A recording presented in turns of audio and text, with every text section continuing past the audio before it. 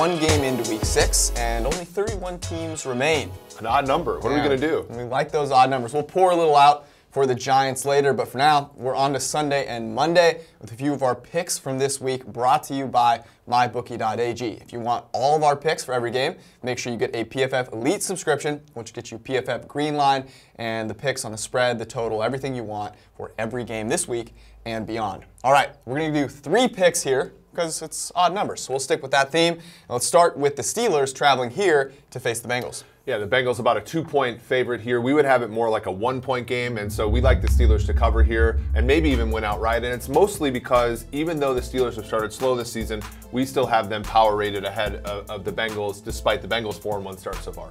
What we saw last season was Big Ben get off to a pretty darn slow start. He has so far this year as well. He ranks 3rd in the highest rate of uncatchable throws so far through 5 weeks. And last season, that slow start, well, he rebounded and ended up ranking 5th in our depth-adjusted accuracy value added. So we know that Big Ben, over the totality of his career, has been good. We'll bet on that once again here. Yeah, Big Ben and Andy Dalton have the same passer rating when clean, which we know is the more stable of the two. Dalton's been actually far better when pressured, but we know that regresses down a little bit. So I think you're actually catching the better quarterback here, getting points, even though it's on the road, interdivisional. I think the Steelers are the play here. All right, next game we're going to talk about is one where this is a nice game because if you have family, if you have friends that want to hang out with you, you can go ahead and make a little investment on this game and you don't want to watch it. You want to go to the gym, get a sweat in that way as opposed to actually watching this game, which is the Bills traveling to Houston to play the Texans. So here's the thing. The Texans are 10.5-point favorites. They've just played 2 overtime games in back-to-back weeks, had a huge emotional win over the Cowboys, which almost killed poor Deshaun Watson, and they're still not a very good team. Their coverage really struggles. And look, they just probably shouldn't be favored by 10 over anybody. Well, especially in a game where the over-under is 41, our number is actually 39, so there's some incongruence here. And I think when Buffalo's had success, they've had success by putting pressure on the opposing quarterback. They pressured Kirk Cousins seemingly every time he dropped back.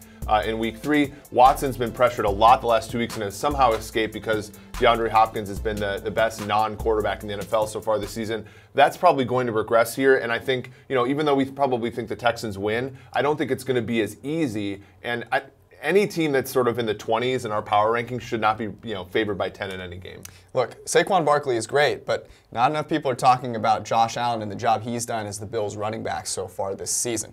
Before we get to our last game of the week, I want to tell you a little bit more about mybookie.ag. It's where we go to make sure that we get all of our bets down for all of these games. They offer every bet type you could possibly want. They have the best customer service, and they make it easy to cash out. Use promo code PFF to get a $1 match on your first deposit. It's pretty simple. PFF plus MyBookie. You play, you win, you get paid. All right, we have to talk about this game because it's probably the best game of the NFL season so far. The New England Patriots welcoming in Pat Mahomes and the Chiefs to Foxborough. They are 3.5-point favorites. It was 3, it's now 3.5. So are we taking the points or are we taking the GOAT?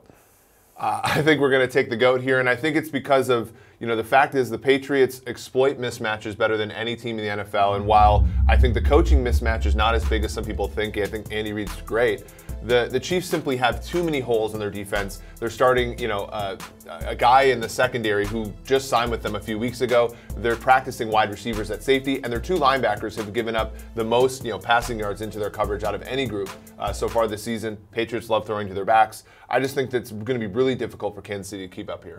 Yeah, Tom Brady is the highest graded quarterback targeting linebackers in coverage since 2015.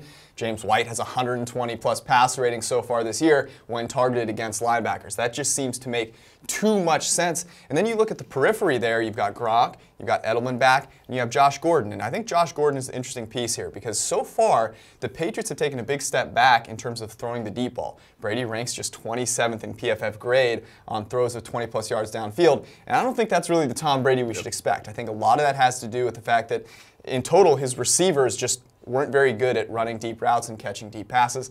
That's what Josh Gordon can bring. I think the addition of Edelman for that quick outlet, Gronk at full strength. The mismatches here are many. Yep. But I think the Patriots have the better end of those when you look at them in totality. Yeah, and they're getting healthier, whereas the Chiefs are getting less healthy, right? Laurent Duvernay-Tardif, a starting guard, he's on IR. Armani Watts, a safety that they wanted to start, he's on IR. Justin Houston's probably not going to play, so they're going to struggle rushing the passer, whereas, Edelman's in his second game back, Josh Gordon's in his third game with the team. They get an extra break from having a Thursday night game the week before. I think this is the perfect spot for the Chiefs to sort of take a step back, and I think the perfect motivation for a Patriots team who often likes to sort of go through the first month or so of the season kind of sleepwalking to really, put forth their best performance. And I think if those two things coincide, you're going to see the Pats win by, 4 or 5 or more here. This game really matters for playoff implications later down the line.